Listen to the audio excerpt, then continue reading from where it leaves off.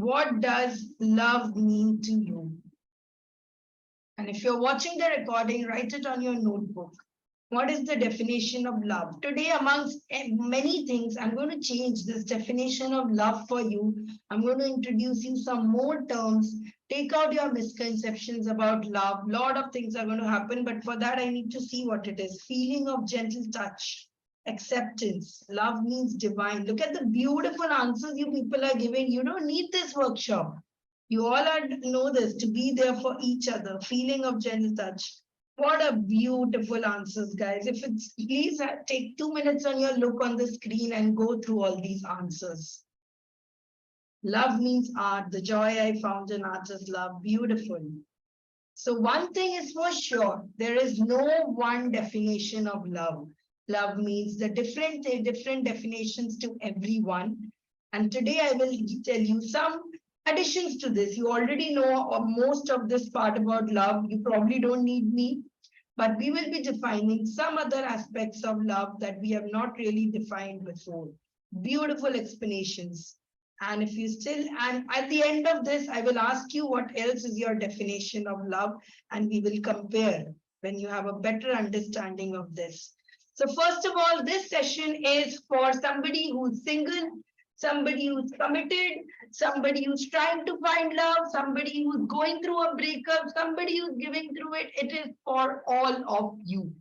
So not for a second do you think, I have not found love, I have not done it, how will I be able to do it? This workshop is for all kinds of love that exist, okay? So a couple of your friends are still joining up. So let me share with you a little favorite love story of mine, the love story of how I met Niranjan. You can my favorite love story too. It's my favorite love story.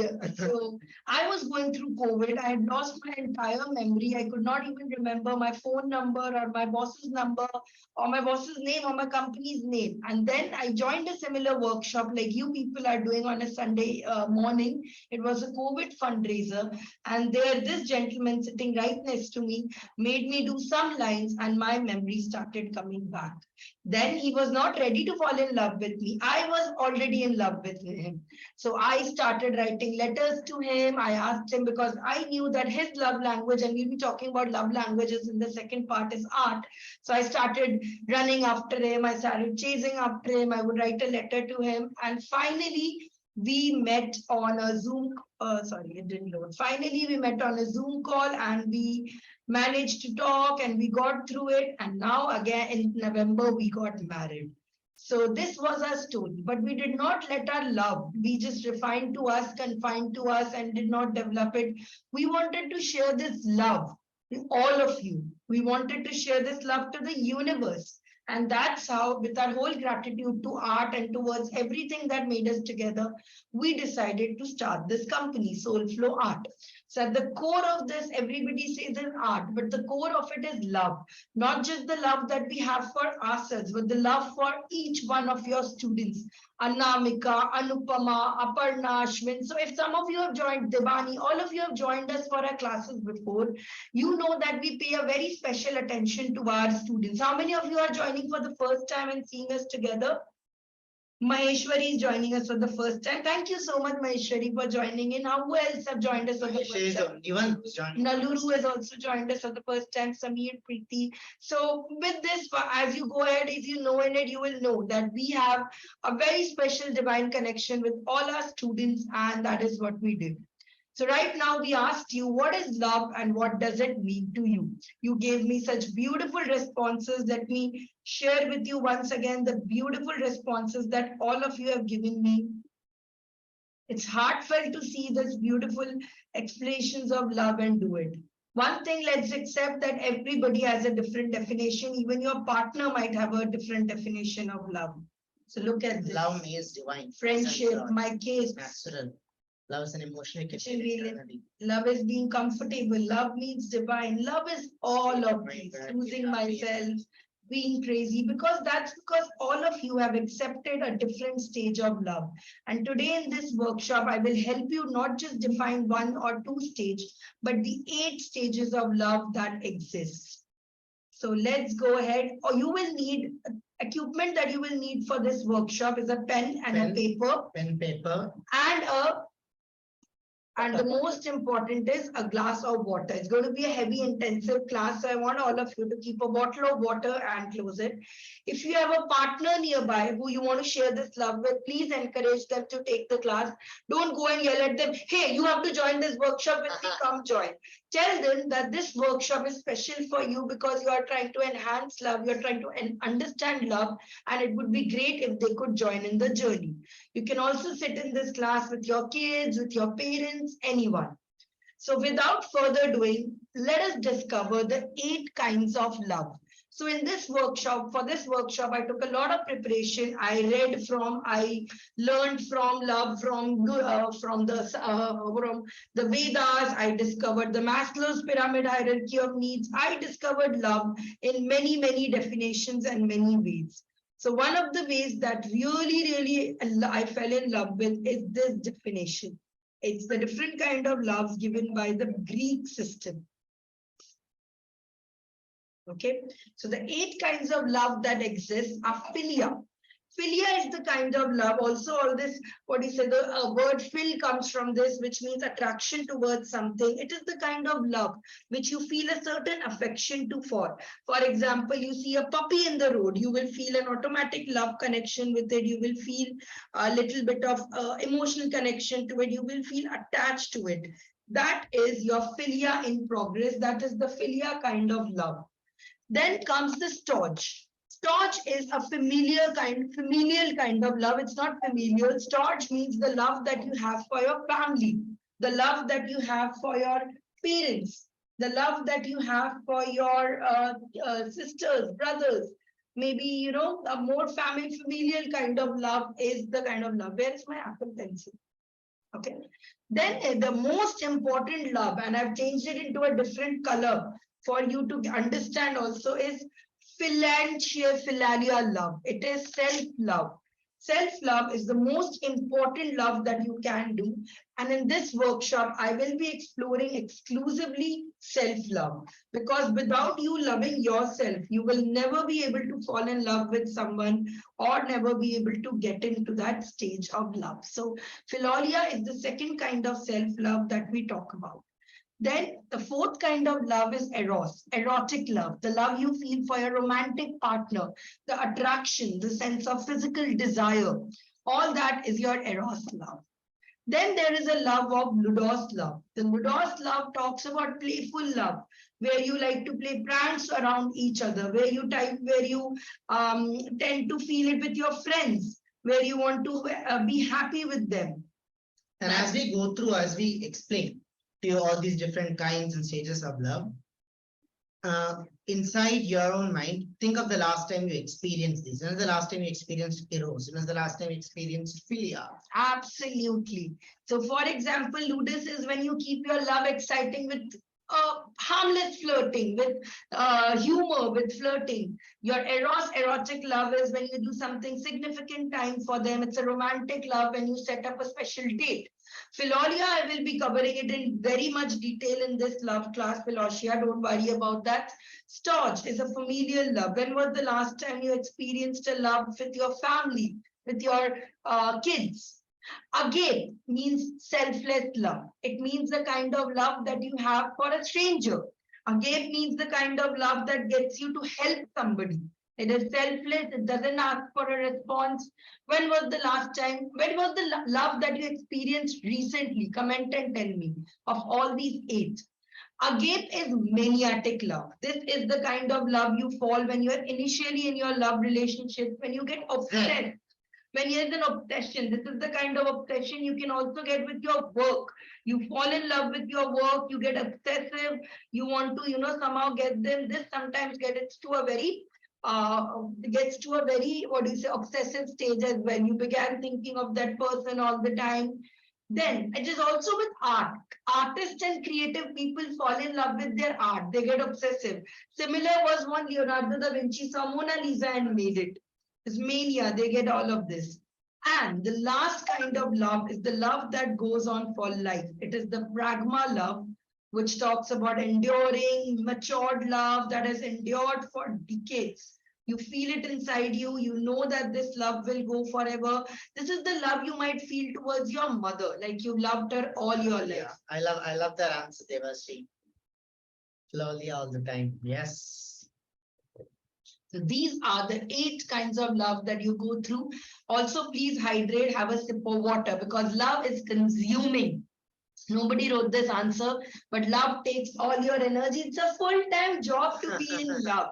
So the very first thing I want all of you to appreciate, and throughout all this class, whenever you learn something new, I want you to comment in capital LOVE if you learn something new.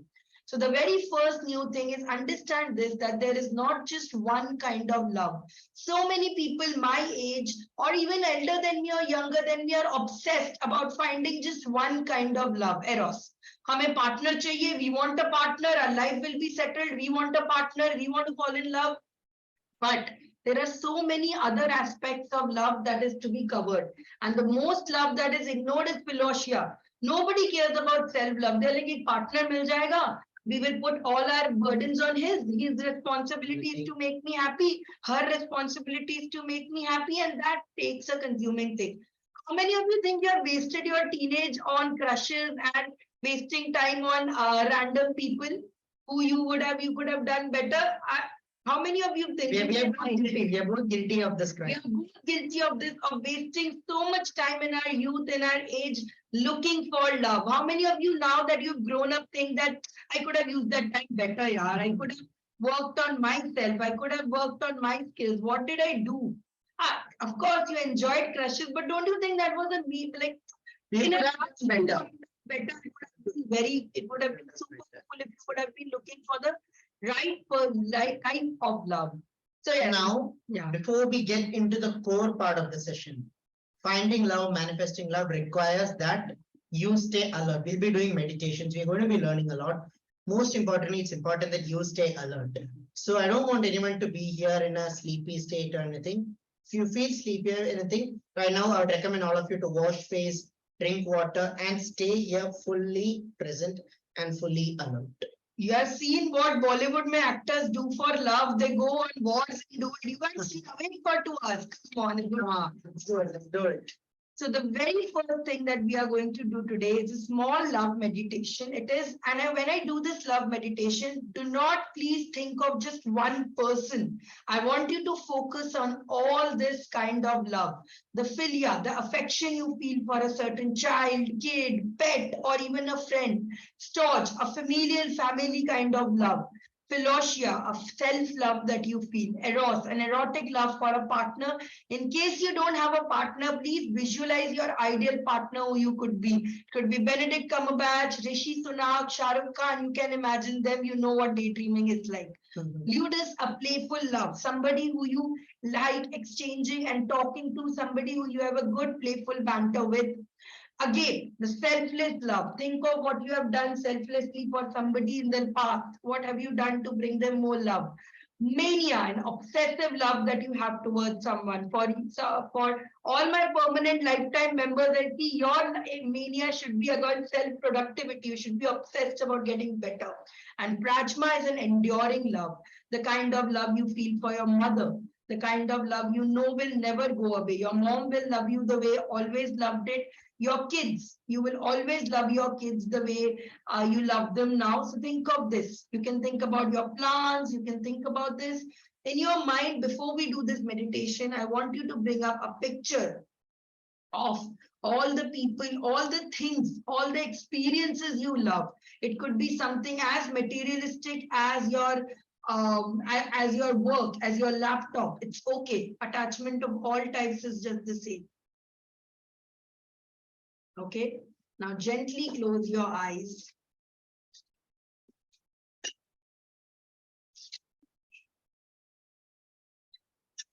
Okay, gently close your eyes. And feel a sense of gratitude towards yourself, towards coming to this session.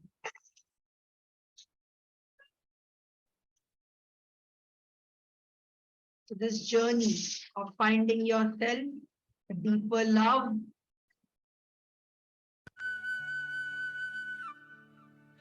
Now close your eyes and I want you to think of the person you love the most.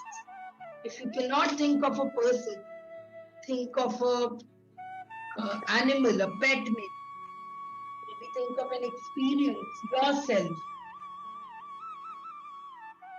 Try to think of something that's you there, of who always makes you happy. Imagine their face. Imagine them laughing. Imagine them experiencing, like calling your name out. What do you feel? You feel a deep sense of love. Now, at the core of your chest, core of your heart, I want you to think of of a pink light. It could be any shade of pink. It could be a dark red. It could be a light red. Think of this light. This light is coming from the love you have for this person. Let it spread all over your body, starting from your arms, your chest, your stomach, your legs. Let this love go all through it. This pink color cloud, let it fill inside your body, all of it. If anybody were to see you right now, if your partner were to see you right now, they would see you in an entire pink shade. You are blossoming, you are in absolute pink color.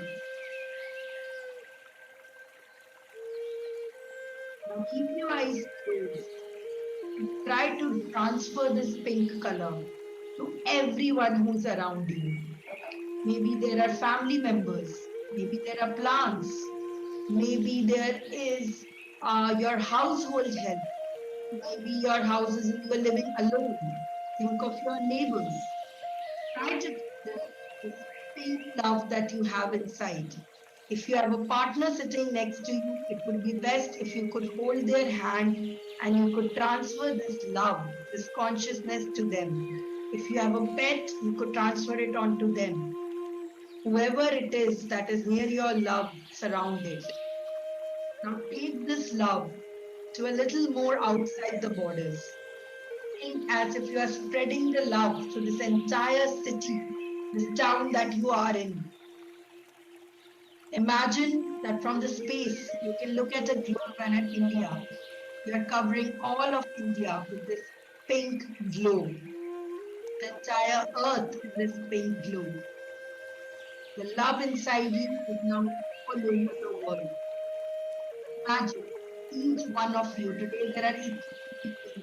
Imagine in the world, all of you are spreading this pink love around the continent, around the world.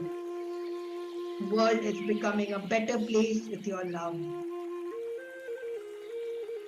And now shift your focus back to yourself. Even after sharing so much love, even after sharing your pink light with everyone, you are still left with so much. You are a huge embodiment of love. There is love inside you, there is love outside you. There is no space for you for negativity.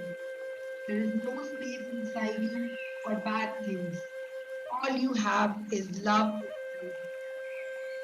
And while we cannot see love, we are embodimenting it into this pink glow, this pink light.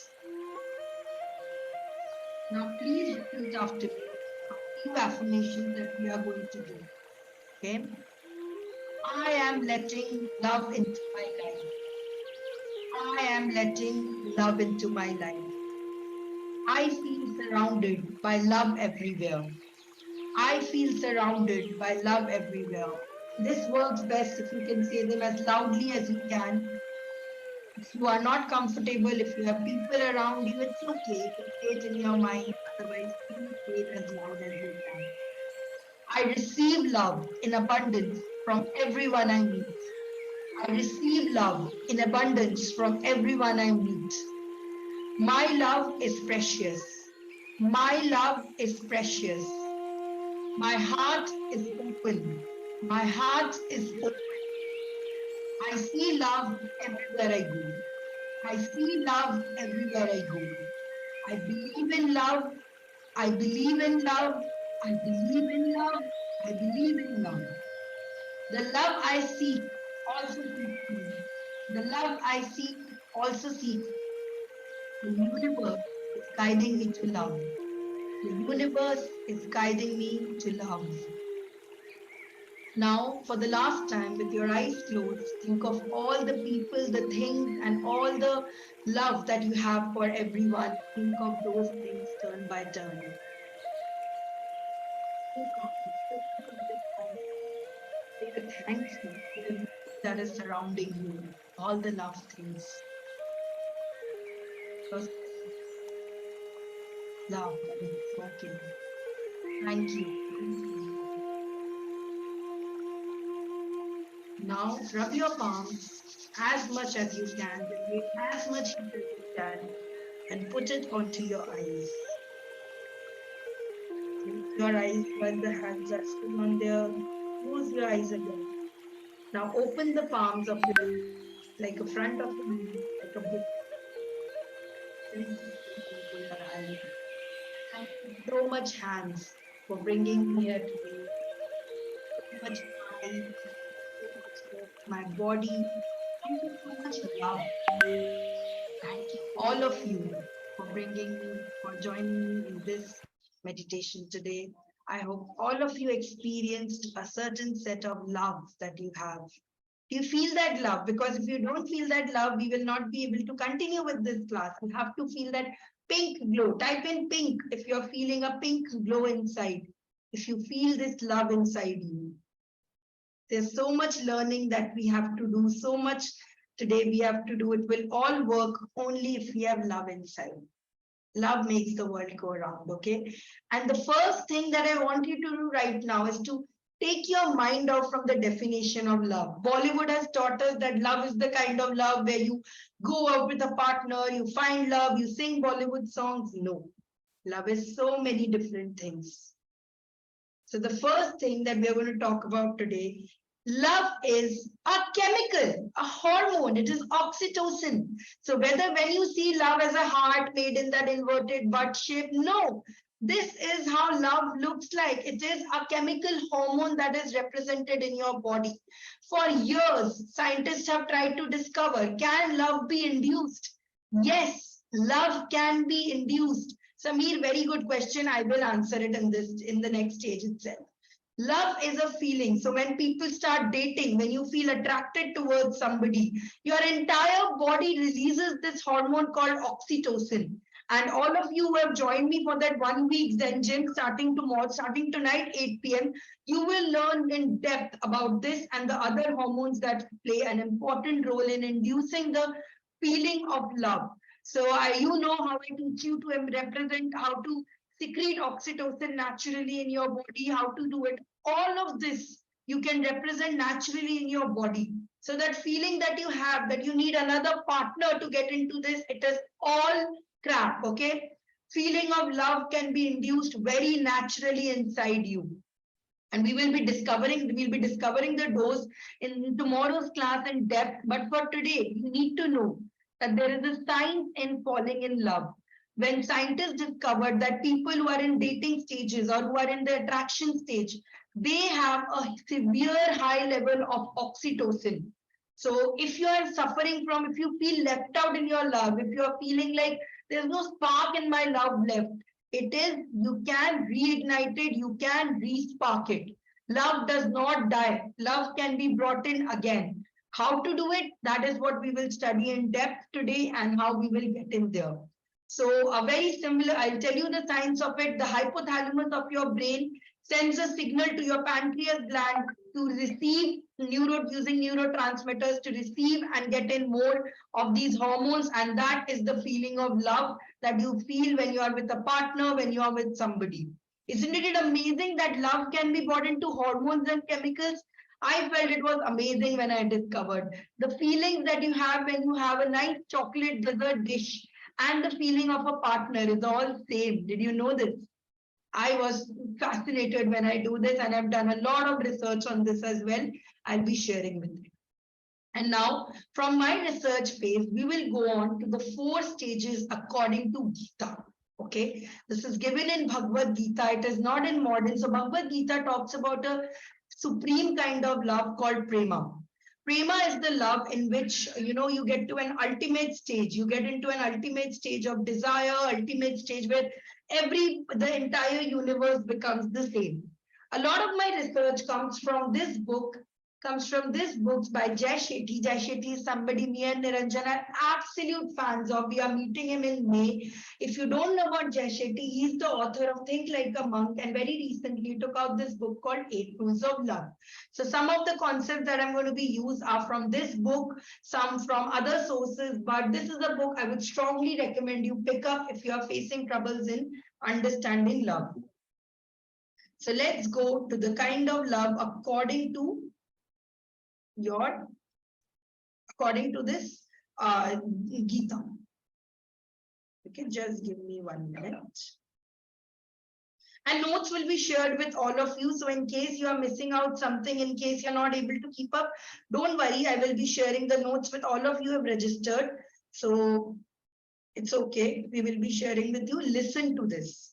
Be open to the idea of love. Charu, 8 Rules of Love by Jay Shetty. It's recently come out. It's very, very recently come out. I had not expected the book to be so amazing, but it's really good. It gives you a very 360-degree perspective of how love is there. Some of the most important lessons I'll be sharing with you today itself. Okay. So let's talk about the 4 stages that happen according to Gita. Okay. So once, if you already are not reading this beautiful manuscript, it's not a religious book. It is a very practical book. So it talks about the 4 ashrams that one needs to be there to get into peace. The first is Brahmacharya. So in recent times, Brahmacharya has been misconstrued as celibacy, as not going to do it. But Brahmacharya is the art of staying alone and learning to love. This is a very important stage. So how many of you have still not found love? Give me a why if you have not found love. And I totally understand you, because for a very long time, I had not found love. I was looking everywhere for love in the wrong places. I have done so many mistakes of it. How many of you have still not found love and are single? Tell me why. Give me why, sorry. I'm not saying why. Give me a yes for why, for yes if you are still learning to love, okay? So the first shift in your mind that I want you to get, what are you saying? Okay, once again, is that you are not yet finding love because you are in the Brahmacharya stage. You are learning to love, okay? Here I want all of you to write in your notebooks, and this is also true for those people who are married and are not happy in their love marriage, who feel their partner doesn't listen to them and they are stuck with the wrong partner. First of all is, you are alone, not lonely. So many people tell me, when I ask them, I want to find love, I ask them, why do you want to find love? They say, I'm lonely. I want you to radically shift your mind towards this. You are not lonely, you are alone. Alone is a fact. Lonely is a feeling. And you can change this feeling inside you. If you say to yourself, you are lonely, of course you will be lonely. You are not lonely, you are alone. The second thing is, I always say that if there is one message that Niranjan and me, people ask us in interviews, it is stay single, work on yourself, and the right person will come along. So before this, me and Niranjan used to have a lot of wrong relationship. I was in a relationship with such a toxic person who used to even physically abuse me. I did it because I felt we accept the love that we think we deserve. If you are a shit person, if you think shit about yourself, you will attract shit people. If you think very high of yourself, you will do it. How many of you have got into a wrong relationship because you felt that is what you deserve and later realized it? There's no shame in admitting it. All of us have gone through this. So this is the area that I will focus most on, this Brahmacharya, because it's very important to know that being alone. This is the most important part. It is most important, the learning to love phase. Please accept that if you are a person who is not happy with yourself, finding the right partner will not change it. You will still feel as bad as there itself. A new partner doesn't change what you feel about yourself. If you are not happy with who the person you are right now, you are not going to be happy with the partner there. You are still going to feel like, what is wrong with me, because you look into them to focus it. So another thing that I want all of you to write is, you are in solitude, not in loneliness. Loneliness is a state of mind that you create for yourself. Solitude is a fact. You're building yourself. And now how to do this? And this is what the Zen Gym also teaches you, how to have a conversation with yourself. In the last week of the Zen Gym, we did some deep questions that we went into. I think Devani, etc. were there, Devani, Kamla, all these people were there, Isha was there. How to have a conversation with yourself. And this is a very step-by-step process. I will not cover it in detail today, but in this week, we are going to do it. It starts with presence, then discomfort, then confidence. This is how you build yourself up. I'm going to get into a detail in a little while. And all these things can be done by 3 C's. I'm teaching you literally how to embrace a love of self-love for yourself and never to feel lonely again. So many, do you think all the single people, do you think that people in a relationship, people married are not lonely? They feel even lonely. I know so many people who are in a room full of people and they feel lonely. I know so many people who have a partner sleeping right next to them every day, but they feel lonely. Loneliness has got nothing to do with your partner. It's got something to do with you. If you agree with me, give me a love. Write a love into this. So the 3 C's in which you can make yourself more confident, more better with yourself. It is 1, coaching, 2, consistency, and 3, community. These are the only 3 things you need to feel more in love. And I will take you across this. I will tell you how to get into this in a little while. These are the only 3 things you need. Okay. So this is, I'll talk about the more stages later. Brahmacharya leads to Grihastha, where Grihastha talks about, one second, my this finish. No, I'll talk more about self-love. But the first stage is self-love. It's also called self-exploration. The second stage is Grihastha, when you are in your practicing love stage. This is the stage when you are in a marital bliss with a partner, when you have gone into a live-in relationship, when you are in a relationship. Here, everything you test, everything you know about is tested. You might be used to a certain kind of love for your parents. You might be accustomed to a certain kind of love from your friends. But this is an entire new version of love. And there are 4 stages in it. The first stage is attraction. I think Samir had asked, is love committed to this? So the first stage of love is your attraction. When you are just simply attracted, there's a spark in your life. It is also known as Shraddha. Shraddha and Grihastha stage, where you feel this attractive energy inside you. That's your oxytocin, dopamine, and all of these doing. You think like, if I don't meet this person even for one day, I will not be able to live. How many of you have experienced this feeling? Starting with honeymoon phase, when you are in love, the partner doesn't reply, I will die, I have to do it. You felt it. Don't be ashamed to feel stupid in love. That is what love is for. Okay, how many of you felt this attraction between somebody? Then the second stage that comes is dreams. In Grihastha, when you start sharing dreams between somebody, when you start telling them dreams like, I want to live with you, I want to grow old with you, I want to see Disneyland with you, I want to have kids with you, you feel that dreams with it. The third stage is when struggles and growth happen, and that's when people check out. They're like, I didn't sign up for this. I signed up for attraction and dreams. What is this struggle and growth coming up? Where is this growth coming up? So this is the stage which is the longest and the one that you have to go through.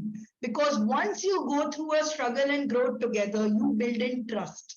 You build an impeccable trust that if my partner was able to get through with me in this, I can do anything.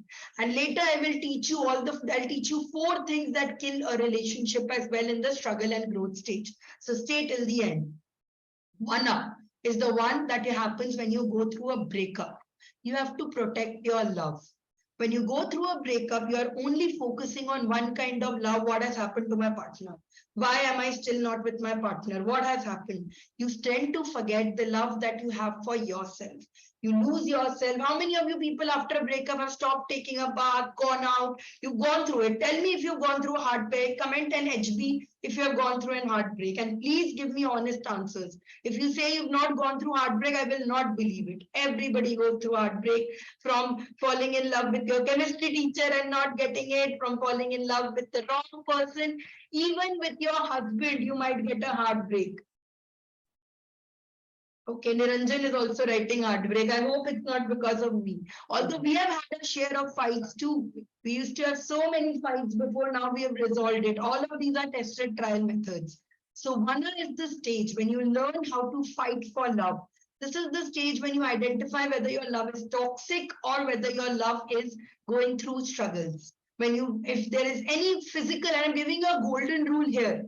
If you face any physical violence in your marriage, in your relationship, that is not love. Leave. No amount of physical violence can talk about love in it. You have to leave then. I will also, if we get time, I will tell you the symptoms and signs to check whether you should stay in a relationship or leave if we get time. The last stage is sannyasa, when we get prema, the ultimate divine love. Now you no longer have the love of just, so many people of you must have been struggling to cover the earth with pink glow, to cover the world with pink glow. Sannyasa talks about how you can perfect love, how you can find the universal love. So little we'll touch on each of this today, but we will work on the first one there. Oh, Devashree, all my hugs to you, but don't worry. Like you have to protect it, and that is why you are so happy today. You protected that part of yourself, gave yourself to art, creativity, family, and look at how happy you are today. So that is what the message in love is about. In the end, I will request some of you to share your love stories also. So let's go on to the Brahmacharya faith again. Does anybody know what is this pyramid? So permanent lifetime members, I just taught you this on Sunday. You'll be able to tell me. What is this pyramid called? Maslow's pyramid. Absolutely. This is called the Maslow's pyramid. So it talks about how in your entire thing, you have to go through physiological needs, safety needs, love and belonging, esteem, actualization. It is a Western concept. But if you compare this with the Indian concept, it is the same story that it says. First, Brahmacharya, you look after your basic needs. You get up, start looking after education, your baby who's growing up, your nutrition, etc. Then you move on to the stage of safety needs, where you go and build yourself a house. You get yourself a job. You get yourself responsibilities. Then you go into the grihastha stage when you find your love and belonging. You find a family, you get married. And then comes esteem, which is your vana stage, when you work on your self-growth, when you work on your protecting things that are important. And finally, you work on your self-actualization. That is the same stage that your Western companions talks about, or your Indian ones. So from this only, I decided to get in my own self-mastery pyramid, which I'll be sharing with you today. And it is something that is going to absolutely change the way you look at yourself, the way you do it. And what a beautiful story Devashree shared.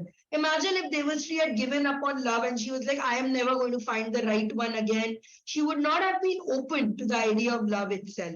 She was open to it, and look how the universe has given her a thing. I'm so happy for you, Devashree. Thanks for sharing your story, because your joy we all can feel in our classes. Thank you so much. See, true stories, get it there. Absolutely nothing defines love. There is no definition of love. If you ask the adults from the last generation, they will tell you love means having kids and being happy with them. But love can also mean having a nice successful career. Okay, so here we come out to the pyramid of self-mastery, and I want you to access where are you. The first stage, which all of you are in, that is why you have joined my workshop, that is why you've joined it, is the stage of self-awareness. When you feel that there is something that you want to change. How many of you felt this change in the recent times, or you felt like, yes, I need to feel a certain change in myself. Whatever I'm doing is not working for me. I need to change. Are you in this stage yet? Give me an S if you are in this stage. If you feel like there is something that needs to change, something needs to drastically change inside me in order for me to get better, in order for me to do better. Super. Many of you have felt this change. The second stage, which I am going to take you today and to this entire week, all those people who have joined me for the week or all the people who have joined me for their entire lifetime, this is the stage that we are currently going through. It is self-exploration. Niranjan, can you share the link? Okay, in the end, I will share the link with you about where you can get this, where you can find this link to join me for the whole week. Sure. He will share in the end. I am hoping that you are going to be there for a while, hence we are not going rushing into this. Okay, so this is the stage I'm taking you right now, and this is essentially the stage of Brahmacharya. When you are going through a self-exploration, when you are learning who you are, what is it you want? Because take one for me, if you don't know who you are, you will not be able to identify your expectations from a partner. What happens is our parents rush us to marriage, they get us there, and we never get a chance to identify ourselves. It's very important to understand who we are. Third stage is self-understanding. When you start observing, when you make notes, when you look into journaling, and that is where journaling comes in. Last Friday, I made them do entire chain of MBTI, deep conversation with themselves, Johari windows, to look at your thoughts. When you get it, you do your self-understanding. You know what you do and why you do it. This is so important because most marriages fail or most relationships fail because you don't know who you are. So you don't know what you want from your partner and you end up being with the wrong person. The next one is self-love. When you fall in love with yourself, when you know yourself, when you know these are my values, these are my things, these are there, you fall in love with yourself. It is a compassionate acceptance. मैं जैसी भी हूँ, मैं जो भी हूँ, I love myself. Today, when I made you do the affirmation, some of you were even yawning. Some of you were like, क्या हो रहा है? This doesn't work. When you fall in self-love, you can there. How many of you are in self-love stage? Give me an SL. Because it's a great stage to be in. I have a question. Can we be in a relationship and also be in a state of self? You have to be in a very wonderful question. You have to be in a state of self-love all the time. Even before you share yourself with a partner, you have to have a self-love inside you. You heard it. You cannot, if you are in a relationship and you don't respect yourself, how will the other partner respect you? You think you are good for nothing. You think you are fat. How will the other partner respect and love you? Okay. And the fifth stage is where I hope to take all of you through the Zen gym, and that is why I discovered it, is self-transformation. This is the stage when you can bend reality. You can become unfuckwithable. You can become unbreakable. No, nothing nobody tells you it matters anymore.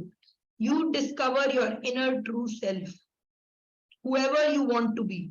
Today, maybe you are XYZ person here, you can become a CEO, you can become a chef, you can become anything that you want to be. The way I like to see this self-transformation stage is, if I had unlimited courage, what would I become? That is who you become there. And the final stage is self-mastery. When you master your ego self, when nothing matters to you anymore, you know who you are and you help others become better. This is the pyramid of self-mastery, and we will be going through this entire thing. Oh, is my screen not shared? Okay, I'm sorry. It stopped sharing. No, it stopped sharing. I just shared. Thank you for telling me.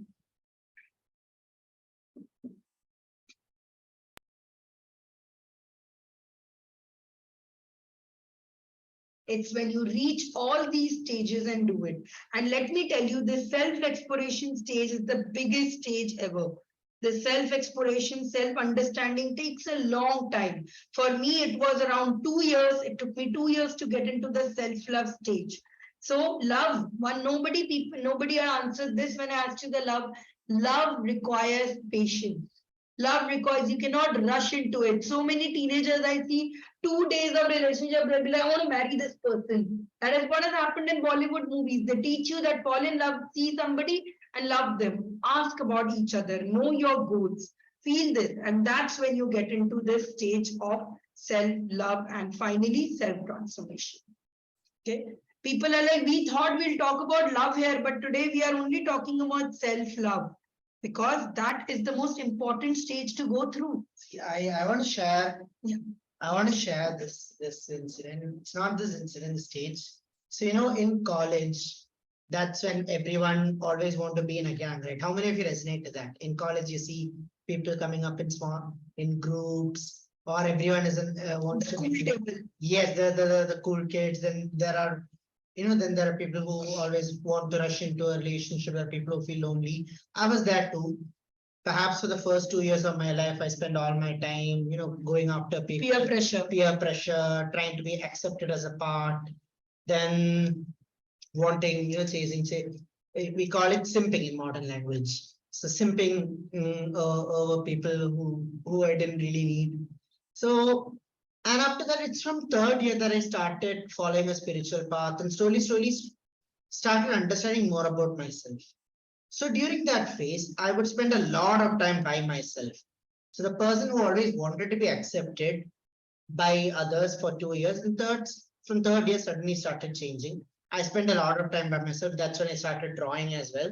So you can say the beginning of Soul Flow, started drawing as well and sharing, posting on Instagram. I would spend a lot of time reading. During that time is when I widely read, and I just enjoyed being by myself, enjoyed being myself so much to the extent that when others started coming, I started feeling getting a little annoyed. But then people would, often people would be fascinated by this person who always liked being alone.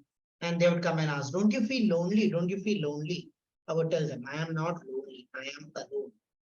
Lonely, okay. Lonely is when you're by yourself and you hate it. You hate that feeling. You want to escape from yourself. You're alone when you're by yourself and you absolutely love it. Thank you so much for sharing this. And it's true.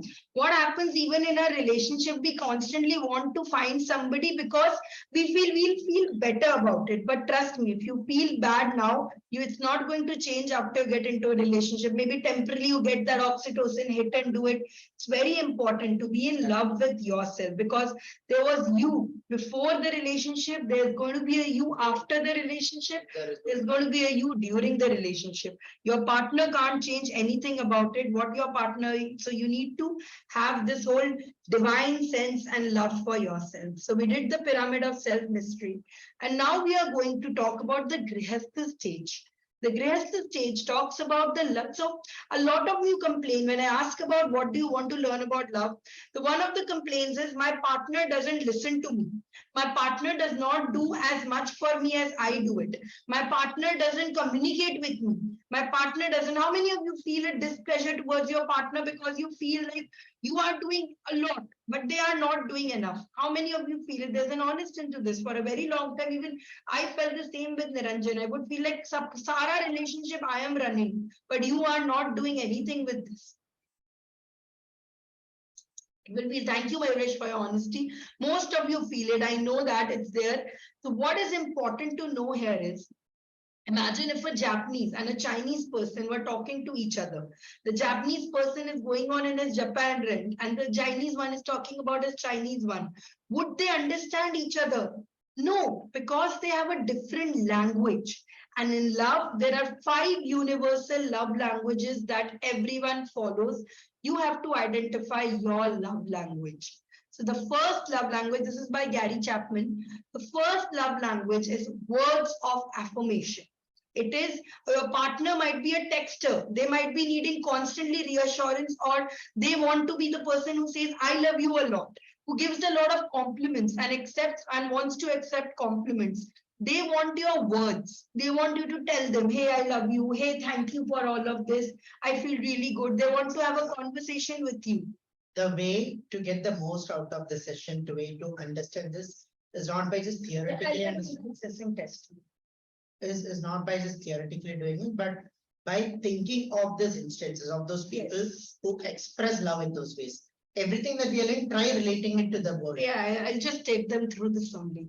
Quality time is when that person thinks of your time as there are so many wives who tell me my husband doesn't spend time with me. Then I tell them, does he do something else for you instead? And then they think and they're like, yeah, he gets me gifts, or yeah, he messages me every day. So quality time, a person whose love language is quality time, they will want you to shut down your phone and sit with them. They will want you to go on a date with them. They want you to spend time with them. The third kind is gifts. Now, everybody loves to like and receive gift, but the love language of gift means this is a person who likes planning surprises, who likes to give you gifts. It might not just be a materialistic gift like a mobile phone or this, but it might be a small thing like I have gone out and I've got a chocolate for you. I've gone down. A great book is a gift. Anamika is a book is like a gift. Okay. So what is it that they like getting? The fourth one is acts of service. They might not be expressive in any way. They might not be talking about any other things, but they might be believing in acts of service. They're doing things for you, like getting you a glass of water while you are sitting. They're helping you in house chores. They're helping you get across it. That is your acts of service.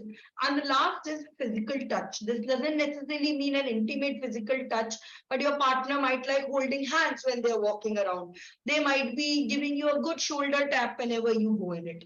Everyone has a different language to express their love. And in case they don't, go and sit with them and talk to them. But before it, the very first thing is identify your love language. What is the way you express your love? You might say there are all 5 of them, but which is your primary sense of giving and taking? Given and tell me in the chat box. Which love language are you most familiar with and you do? For Sansari, it is gifts.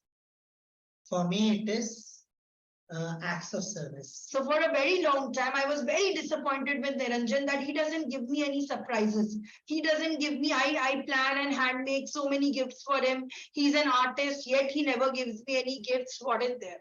Now I have realized that he doesn't like giving gifts and all, but his way of telling me is acts of service. Like even before I'm up, he will always wake me up with a glass of water. He understands how important hydration is.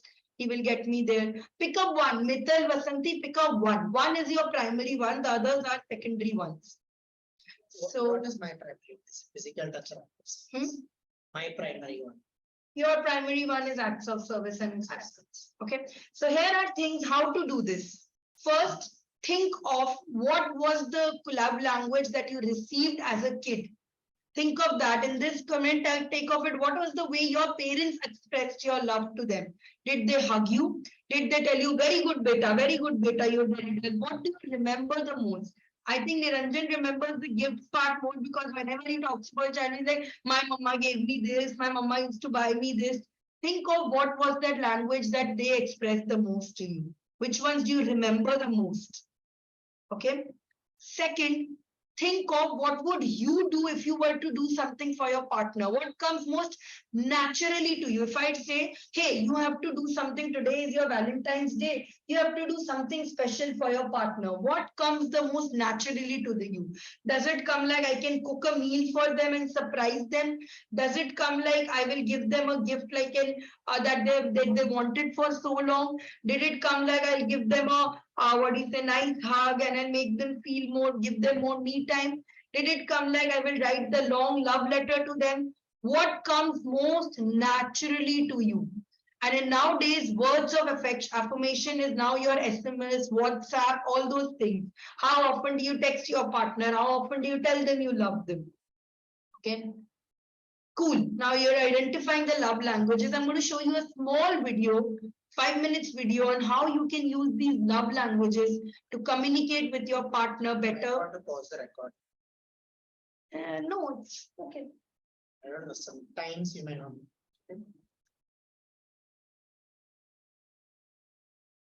Okay, so we'll see a small video able to identify what your partner's love language is and how to use it more. It's a very important lesson. Please be careful and listen.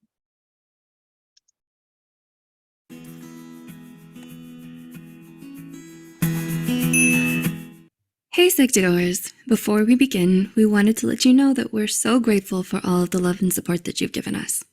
Psych2Go's mission is to make psychology and mental health more accessible to everyone, and you help us do that. Now, let's continue with the video.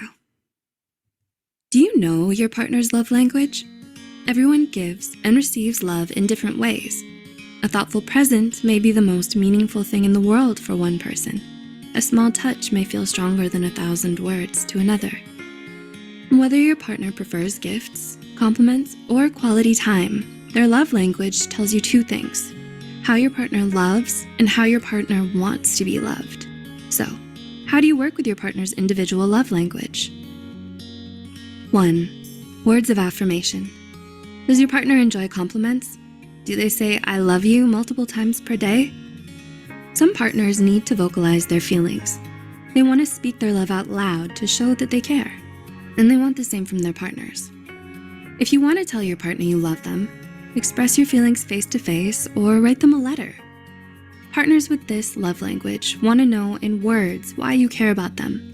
Otherwise, your feelings may not get across. This can be difficult for people who keep their feelings bottled up.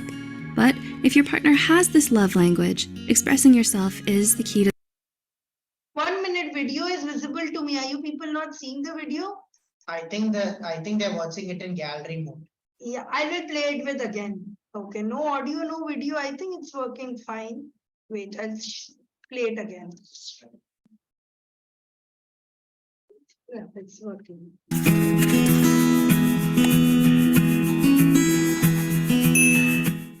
Hey Psych2Goers, before we begin, we wanted to let you know that we're so grateful for all of the love and support that you've given us.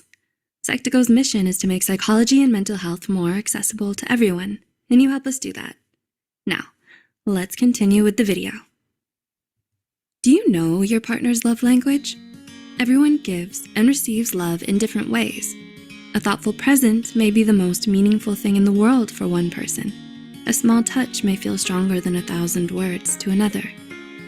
Whether your partner prefers gifts, compliments, or quality time, their love language tells you two things: how your partner loves and how your partner wants to be loved. So, how do you work with your partner's individual love language? 1. Words of affirmation. Does your partner enjoy compliments? Do they say "I love you" multiple times per day? Some partners need to vocalize their feelings. They want to speak their love out loud to show that they care, and they want the same from their partners. If you want to tell your partner you love them, express your feelings face-to-face or write them a letter. Partners with this love language want to know in words why you care about them. Otherwise, your feelings may not get across. This can be difficult for people who keep their feelings bottled up. But if your partner has this love language, expressing yourself is the key to their heart. When your partner gets dressed up, give them a compliment. If they just cooked a delicious dinner, tell them how much you enjoyed it. You can also find opportunities to surprise your partner with cards or written notes. Their heart will melt each time you express how much you care. 2. Quality time. Does your partner want to spend more time together? For this love language, nothing beats time spent together. You don't have to do anything special. You don't have to go buy an expensive vacation. Just set aside an hour of your day to spend alone with your partner, because that hour will mean the world to them. To work with this language, reserve spaces in your schedule for your partner. You could have a cup of coffee together in the morning. You could plan a date night once a week, or take a walk together after work. Whatever you choose, find time to give your partner your undivided attention. 3. Receiving gifts. Does your partner cry every time you give them a present? Do they cherish every gift you've ever given them? For many partners, giving gifts is the perfect way to materialize your love. A gift represents the feelings of the gift giver. In other words, a cheap, lazy gift shows them that you don't care. On the other hand, a thoughtful and specific gift shows how strong your feelings really are and that you've been paying attention. If your partner has this love language, keep a running list of gift ideas. They'll give you little hints every once in a while, so keep track throughout the year.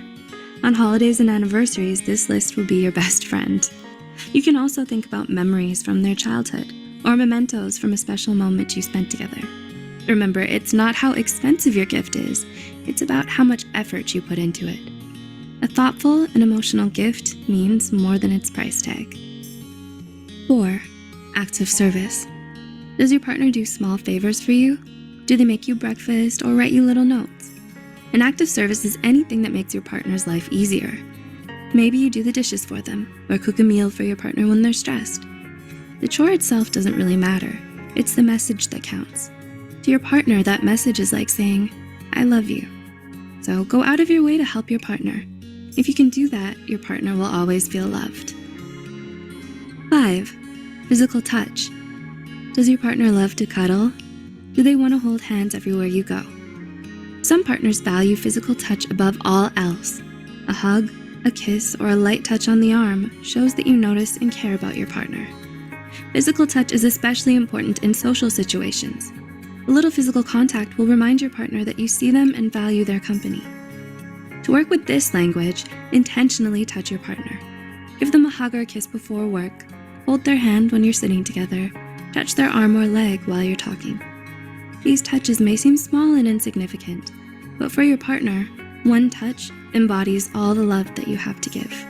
What's your partner's love language? Do you and your partner receive love in different ways? Let us know in the comments. Also, if you know someone or you and your partner are struggling with communication problems, high levels of conflict, disagreements over finances, the kids, or infidelity, just to name a few, we've partnered up with Regain. It's an online professional counseling service that could help. The service is risk-free and Wasn't that so cute? So what are the changes that how many of you feel like you could change something in your relationship now that you know your partner's love language? Like, comment and change if you can feel like, oh my God, I never thought of this way. But if I start thinking in terms of my partner's language, I can definitely get a change in my relationship. If I start thinking that my partner might not be expressing myself verbally, but have I noticed that he tries to hug me to tell me things are okay? Does this person, instead of saying a lot of things, make me tea and keep it when I'm there? What is the love language that I believe in? What is the love language that B, that person does it? Okay. So here I'm going to tell you something that will blow your mind. When you are in a relationship with someone, you are just not in one relationship. There are 3 relationships in it. 1, your relationship with that partner. B, that partner's relationship with himself. And C, that my relationship with myself. So there are 3 relationships you do it. Imagine having a kids, then it will be even there. So Apna, if your love language or your partner is me earning money, then how can you both leverage it?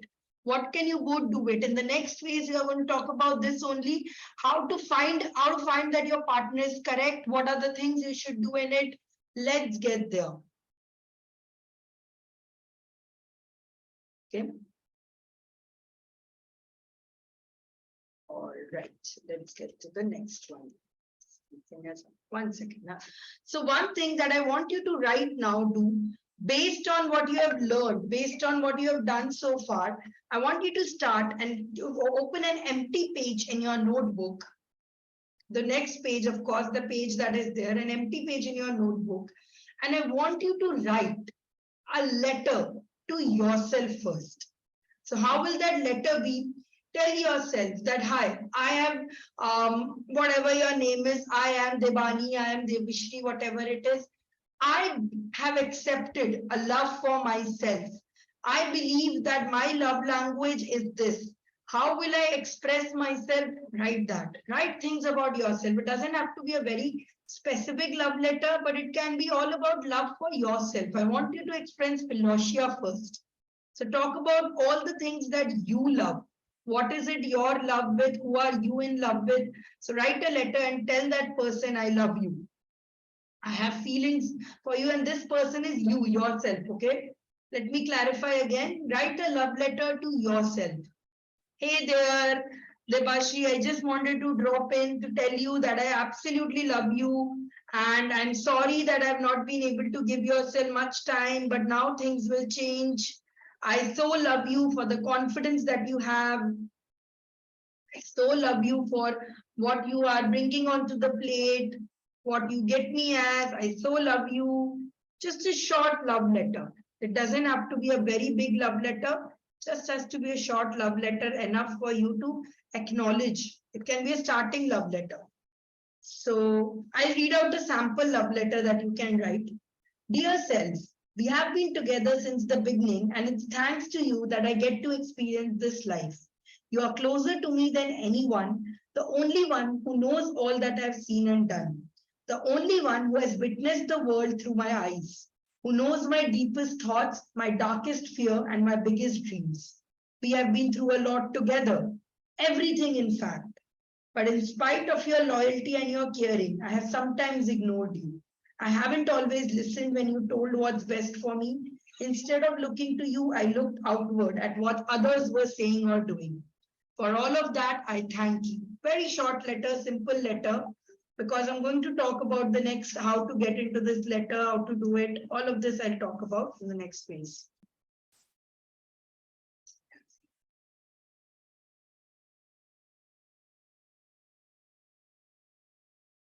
And please keep on dropping your questions so I can focus on more of what to tell you, what to get into you, which area to go in. Okay. Doesn't have to be very brief. In the end, I'm going to ask you to write a letter again. So just write down quick points from what you have learned today, what you have get into it, write about which stage are you in, what is your love language, just a drop deep introduction of all of this.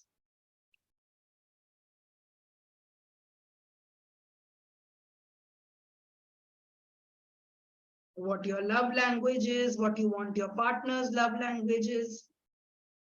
Okay. So let's get this. So the very first stage, when I said no, from loneliness path to your solitude, I talked about this in the beginning. There are 3 stages. The first stage is, of course, loneliness, where you feel you are alone, mere paas koi nahi hai, I don't have anyone. So then you enter a stage of presence. Okay. Then on confidence. Sorry, then on discomfort. And then finally, at confidence.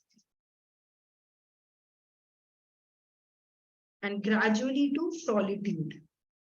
So this might be applying for your partner. This might apply to your friend. This might apply to your partner. This might apply to yourself. But these are the 4 self-fulfilling strategies that you have to take. What are they exactly? And this is also a great way to find out whether your partner is correct for you. So pay attention. A lot of people ask me how to know if that person is right for me. The first stage of presence says, know your values, which of course means know yours and your partner's values, understand who you are, understand what you are. So there are things for this as well. Your values are, so if you're going to get married and if you are looking for bride, this is what you should be talking to your partners about. First question that you should have is time choices. How do you like to spend your time on, say, things like social media? Are you like a person who likes documenting your life, or are you a person who doesn't like to do it? Exactly, Meg. I'm answering just your question, Meg. What you want in a relationship? Time choices. First, focus on how much time do they focus on TV? What do they like planning about? Are they the type to plan alone, or are they the type to go spontaneously? What is their definition of a date night? And in case you're already into a marriage, have this discussion with them again. Do this like, hey, let's get to know each other. Let's get to understand what it is. What do you like in terms of weekends and travel?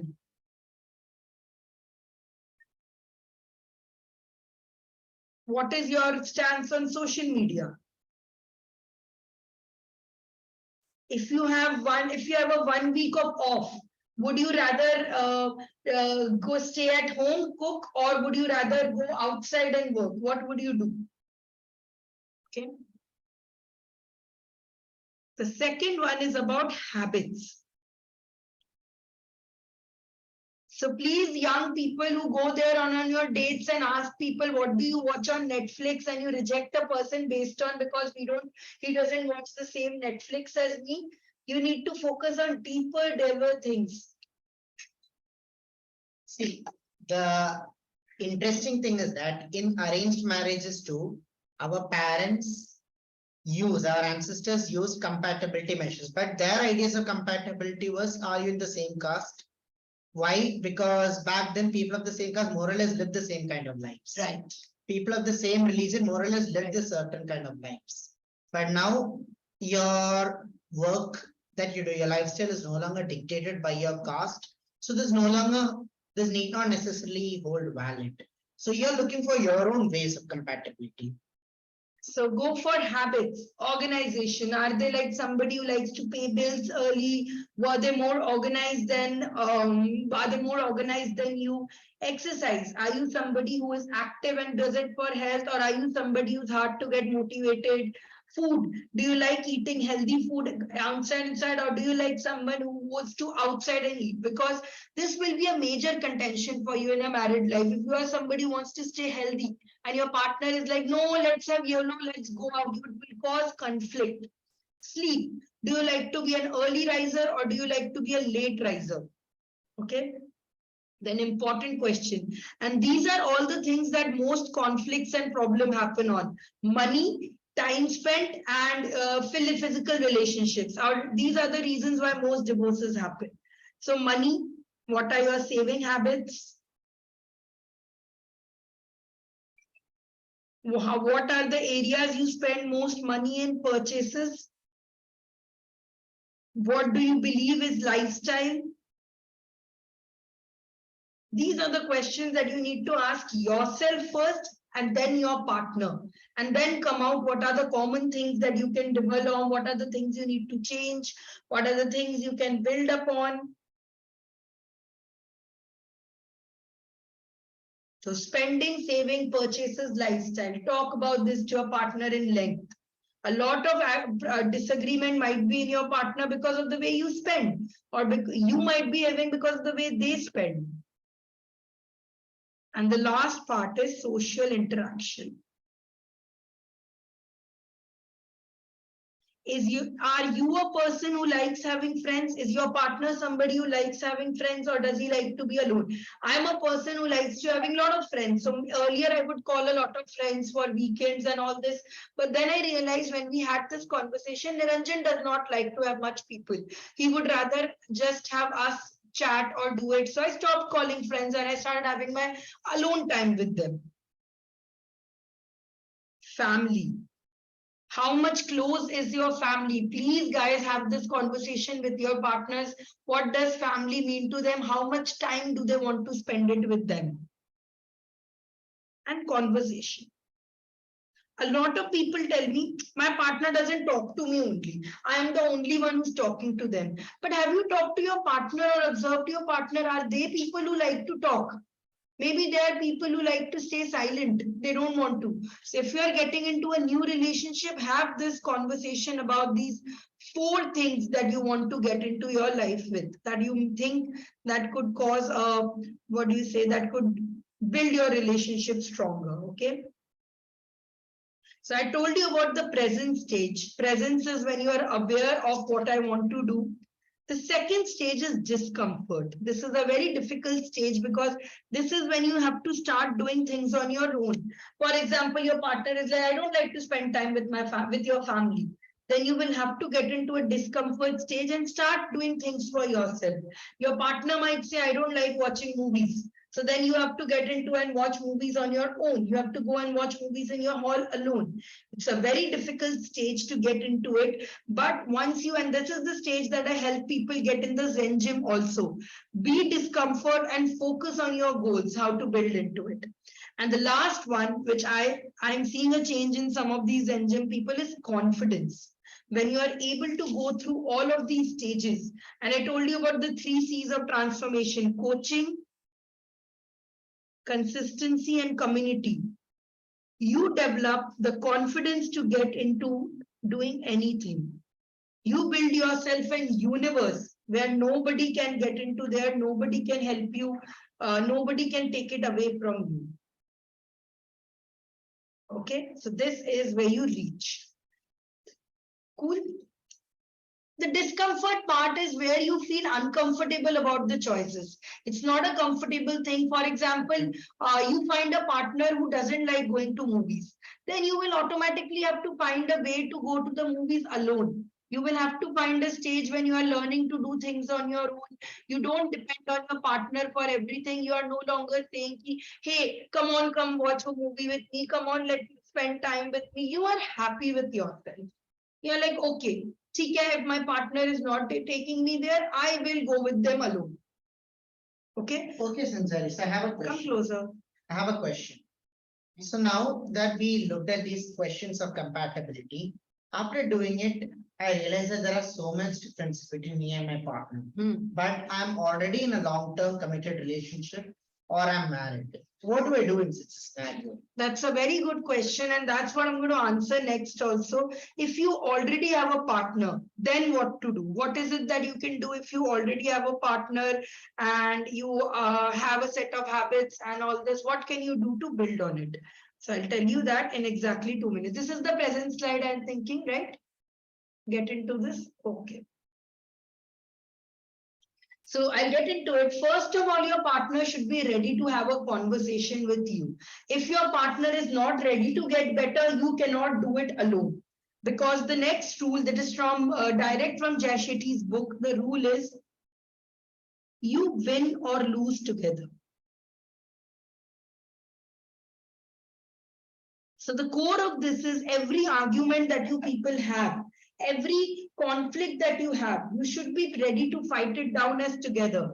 For example, and every couples fight. If you think that no couples don't fight, it's very wrong. Okay, everyone fight. It is only that you should fight to make it better. If you fight with the spirit that, oh my God, I am correct, he is wrong, you both are wrong, because at the end, who loses? You lose. So every time one of you loses, you both lose. Every time the problem loses, you both win.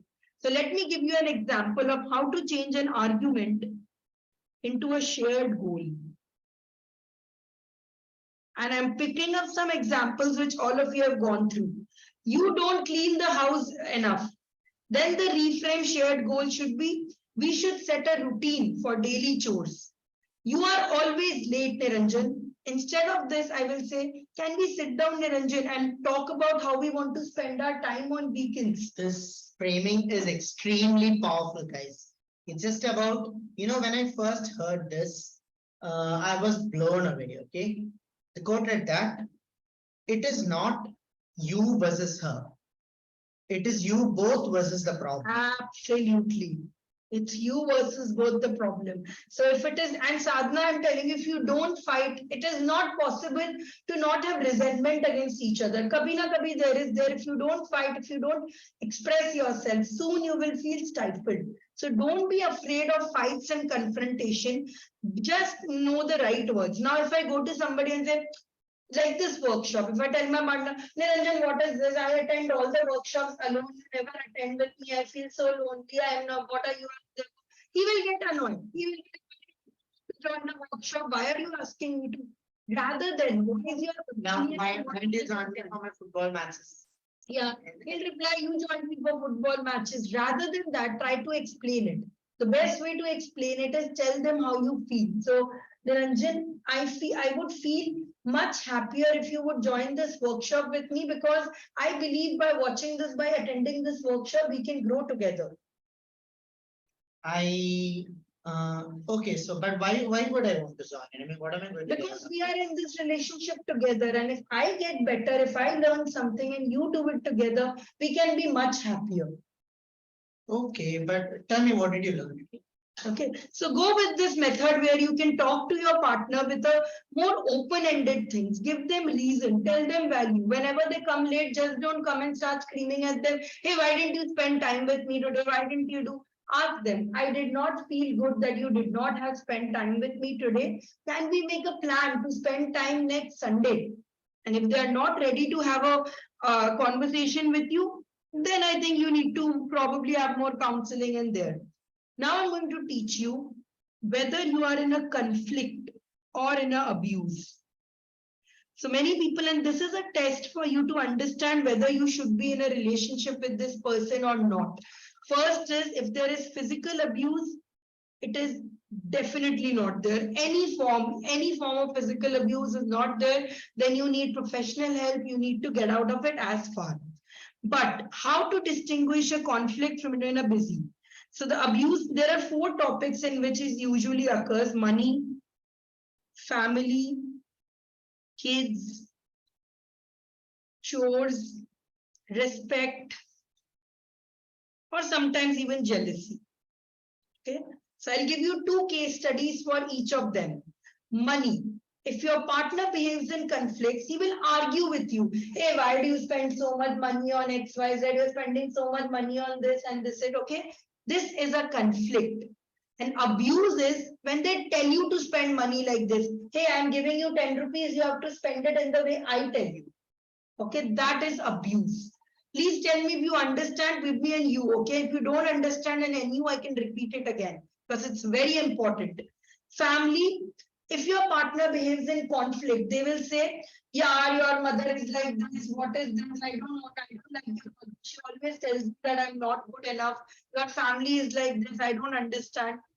If they're abusive, they will ridicule, humiliate your partner, your family in front of it. Your mother comes home, he will not talk to them properly. She will not talk to your family properly. She will insult you in front of the family. That is an abuse. Kids. If you are in a conflict, your partner will argue, hey, I feel like our kids should join this class rather than spending time. If they're abusive in front of your kid, they will abuse you or they will use your kid as a thing. Hey, if you don't do what I'm saying, I'm going to stop giving money to your child. I'm stop going to do it. That is abuse. Okay. Quality time. Your partner, if he's conflicting, he will say, you don't spend time with me only. If your partner is abusive, they tell you, you cannot meet somebody, you have to meet me and my friends only. So this is very important as a pattern to identify whether you are in a conflict or whether you are in an abuse. If you are in a conflict, please stay with your partner and work on it. If you are being abused, leave.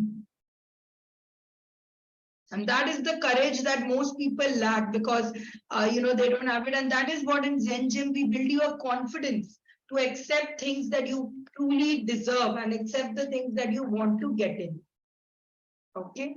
So very few people have understood this exercise, but think about it. I'll share some other examples in the end also.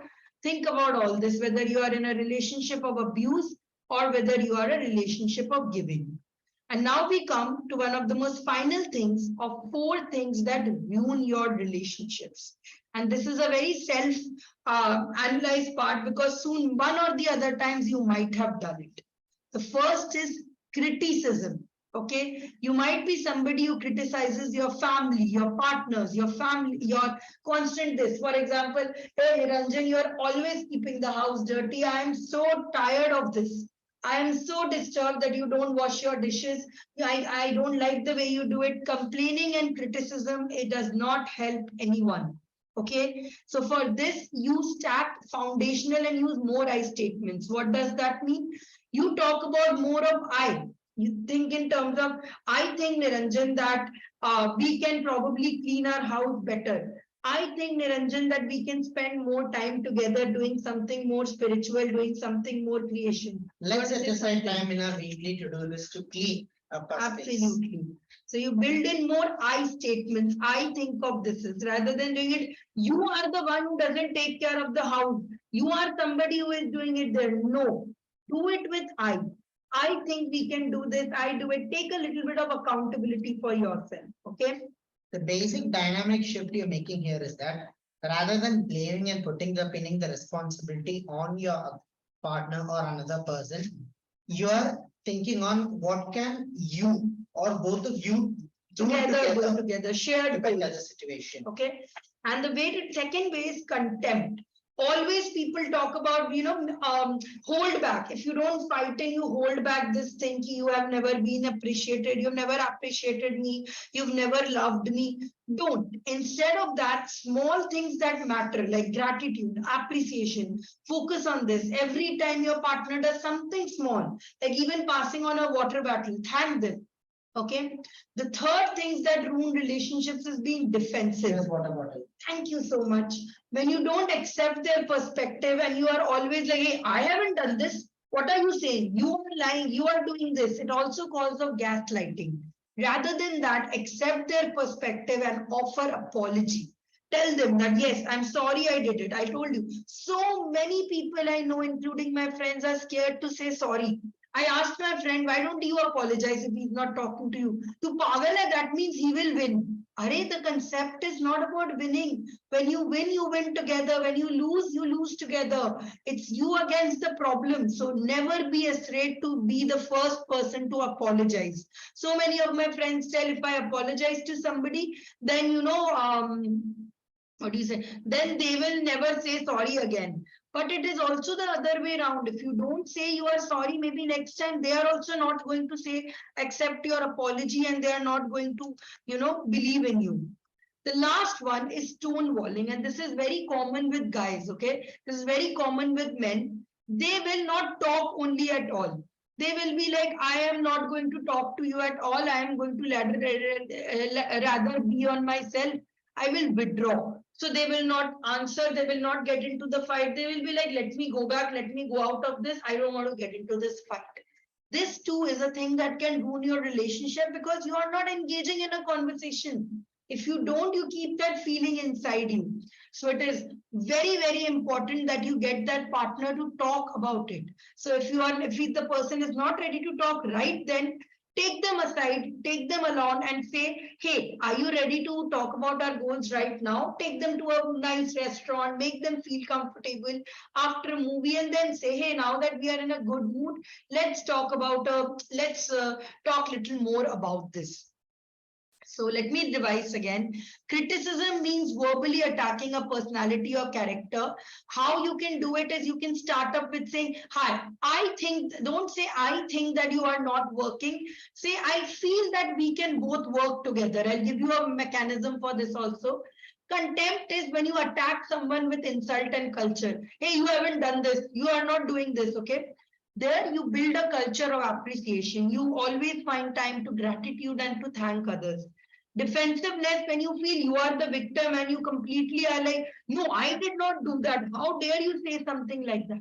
Take responsibility and say, yeah, I also think I messed up, but we can do better. Stonewalling is when you withdraw to avoid conflict. There you need to change your state. You need to get into a better condition and have a conversation with them. These are also called the four horsemen of bad relationships. So once you know them, you can work on it better. Now I want you all to honestly tell me in the chat, which of the four do you show the most in your relationships? Criticism is when you tell them to that you don't like what them, you're constantly saying, hey, you did not clean the bed, you like the way you dress, nagging. Which one of you? I'm not going to go ahead and tell you, people tell me which of these four do you exhibit in your relationship, because all of you must be showing. Nobody is perfect. Stonewalling, defensive, which ones? It's very important for you to identify what you are doing before you identify the other person.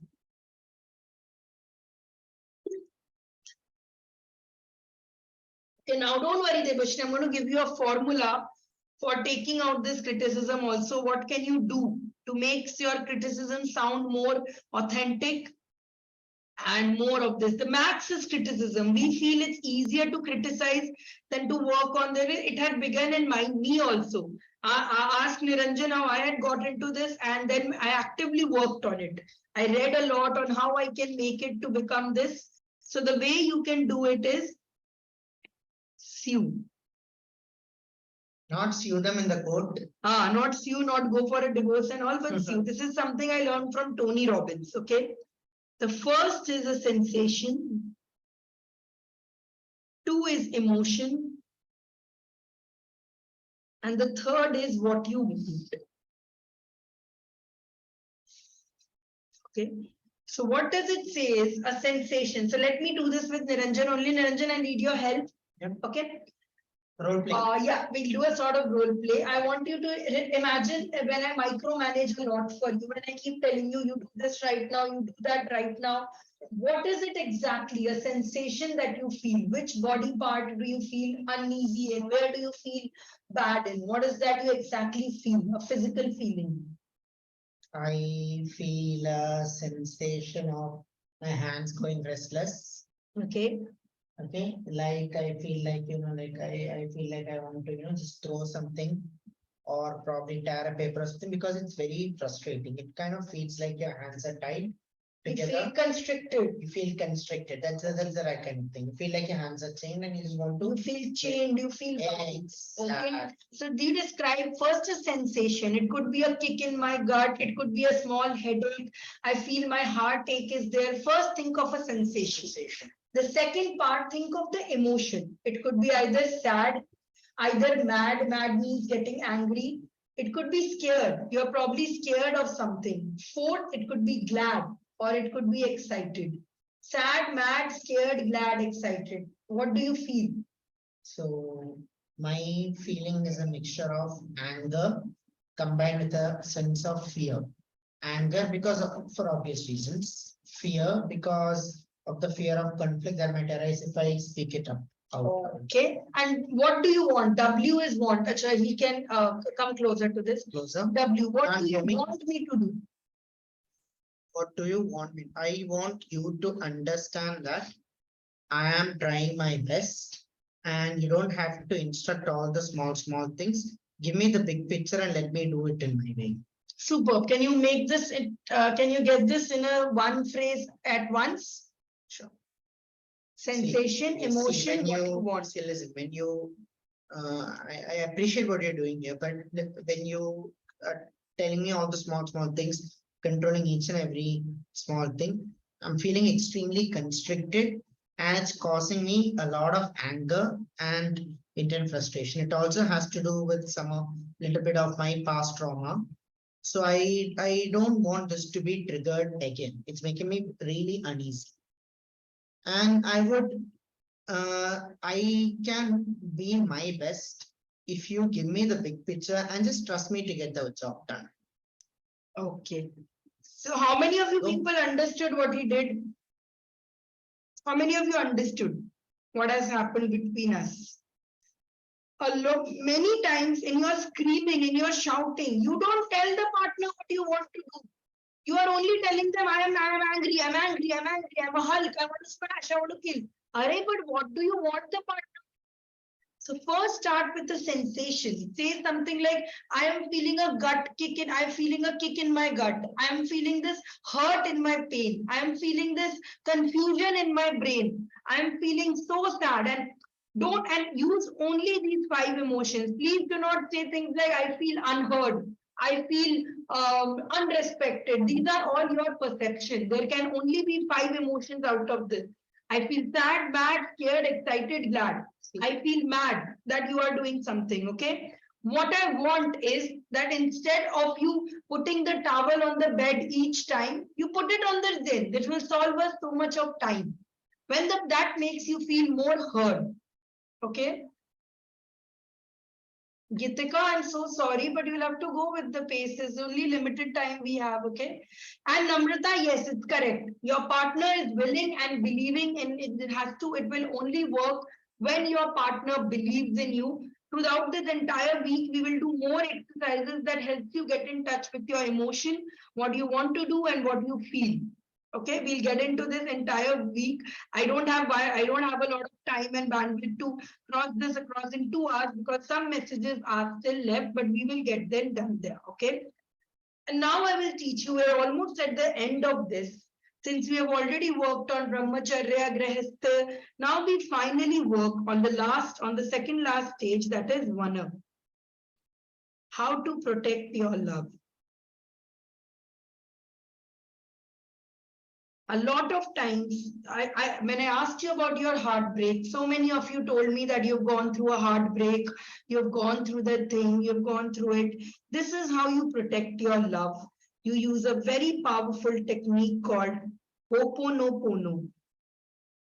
It is a magical technique that takes you to forgive your old ones, to forgive the people who have wronged it to you and get you into a better thing. Okay, it works on 4 things. The first phase starts with, I am sorry. Please forgive me.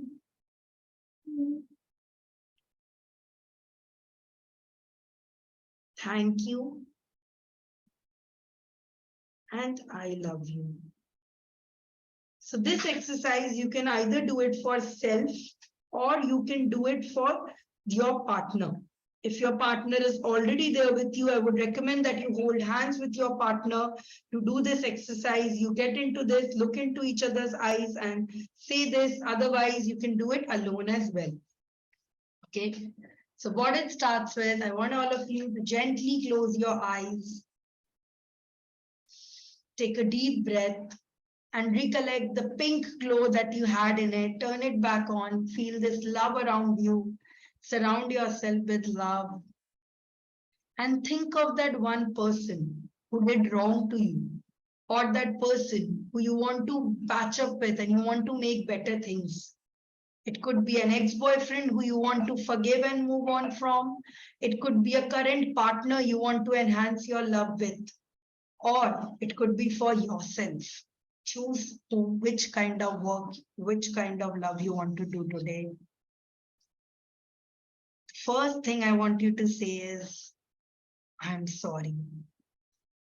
I'm sorry for what I did to you. I'm sorry that I have not been able to be a better person to you. I'm sorry that I misjudged you.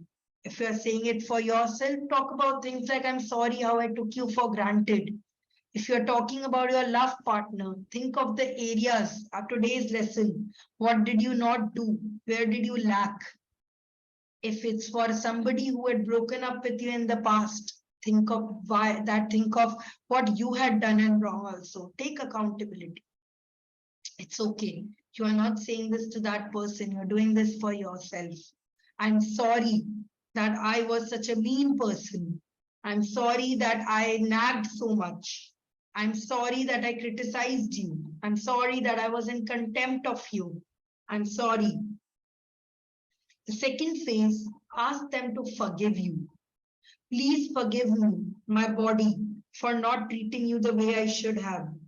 Please forgive me, my current partner, for not understanding your love language. Please forgive me, my ex-boyfriend or ex-girlfriend or ex-relationship, for not understanding that we were different people.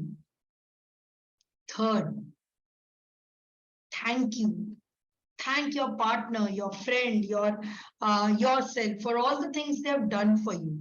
Smile while saying this, of all the good things that they have brought into your life.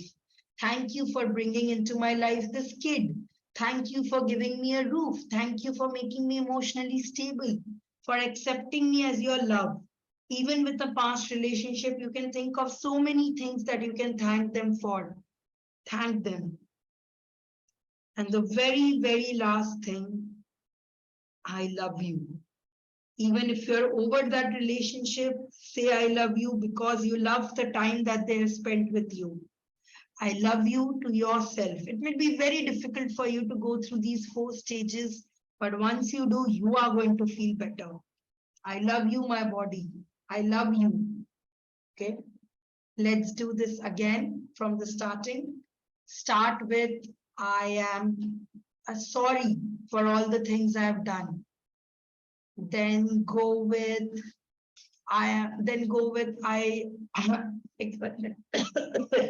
first start with the thing that I am sorry.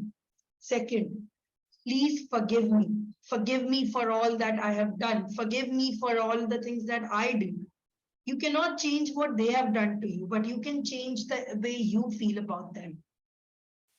Third, thank you. Thank you for all the time that you've spent with me. Thank you for what you does for me. Thank you. And the last is, I love you. I love you for what you have done. I love you for what you do. And I love you for whatever you will do in the future. I'm sorry, please forgive me, thank you, I love you. Right now, you might have anger against your partner. They don't listen to me. They prioritize their partner. They prioritize their family over me. They prioritize their money over me. But think of the part what you can do better in this. What could you have done better? Where could you have done better? What can you bring into it? Think of this. Now think of this person again, put their face and bring your face into your mind and give them that sum of your pink glow. You're sharing your love with them, you're sharing your life with them, you're sharing the good parts of yourself with them. Now come again, rub your hands, put them on your eyes. Say those 4 words to yourself again. I'm sorry, please forgive me, thank you, and I love you. So I'm sorry if you could not find your answer that you were looking for today. Please forgive me for taking these 2 hours from you. Thank you for attending this session and making me feel such these vibes from you, this love vibes. I love all of you for attending this session. Thank you. Okay, the session has not ended. I just wanted to show you how I practice Ho'oponopono. Okay, so that is pretty much the end of this workshop. If you have questions, I would like to say, and now I like to tell you, how can you take this power? How can you take this into more of this? All of this that we have learned today, let us do a quick revision first of what all have we learned today. So I told you about our love story. I would love if you all, if some of you share your stories in the group. The group is open for you to share your stories. I talked about the 8 kinds of love, and I hope that some of you are feeling all kinds of love inside you now. If not, now you know that what kind of love you can work on it also. And you don't have to be attracted to one certain kind of love. Then we talked about the chemical process of love, how oxytocin is spread. And throughout this entire week, we will talk out more about how to generate oxytocin, dopamine, serotonin. Niranjan, can you drop the link for registration of this week in the group? This week. Yeah. So we are starting at 8 p.m. today itself. In case you already haven't registered, please register before 3 p.m. because that's when we'll stop our and then join for that. Okay. Then we talked about the 4 stages, Grihastha, Vanastha. We talked about the pyramid of self-mastery. We did the 5 love languages. We did how love relationships can be ruined. We, in short, learned the anatomy of love. But if you want to be a total self-master of yourself, if you feel lonely in your life, remember that that loneliness can be taken off by simply involving yourself in other forms of love. And it is because of this principle only that I designed the Zen gym. I was a person who fell for everyone, who always felt I did not have a very good childhood. So I did not have very good childhood memories. From a very long time, I used to think my parents could not love me. So I am unlovable. I will not find love. And I started looking for love and the wrong partners. I gave up a lot in my life, fighting for partners, domestic violence, everything has happened to me. But that's when I discussed that the truest kind of love and the 9th kind of love is the love for your own life. Love for yourself and love your life is different. You can be in a very bad condition in your life and you'll be like, no, I love myself despite it. Or you can improve the quality of your life and you can become a person who truly, truly loves you. That is the kind of love I discovered for myself recently, and so did Niranjan. We started following practice. We started unlocking a level 10 in life, and that's when we met each other. We were individually working on our goals when we decided to meet, and we found a life self-purpose, a common goal, which is our Zen gym and which is so much higher than us, which is so much higher than any of us. And that was the discovery of this level 10 life for us, which talked about 10 areas of life where we develop ourselves, where we become ourselves, from career, personal development, giving and contribution, friends and family. all of this. And the core of this was art. Art made us believe that we could get in so much of it. And it is not just me talking about it. It comes from a direct concept of neuroplasticity, where you can use art, journaling, creativity to typically reframe your brain and your mind. Today, we are running a special Valentine's Day offer, and we are giving you a discount on your membership fees. It's only for today because we believe that Valentine's Day is a time to spread love, is a time to spread joy. So in case you are interested in knowing more about how to be a part of the Zen Gym, please stay back for another 10 minutes because I am going to take you through the Zen Gym. But meanwhile, have a sip of water. It's very important to have a sip of water in doing this.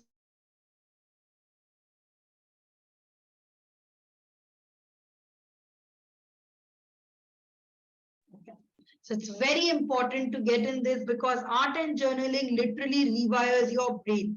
And when you feel you're understanding more, like I said, when you know yourself more, you can know your partner well, you can understand what is it you need.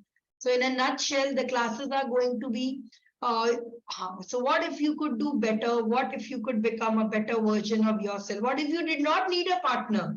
Okay, so the Zen Gym is made out of 4 components which talk about consistency, it talks about art, it talks about exercises, it talks about joy and bliss.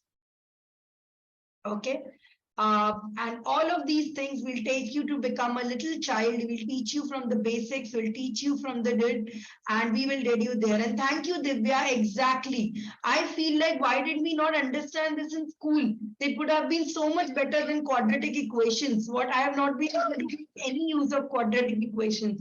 It would have been so much better if we were taught to love each other more, to love ourselves more.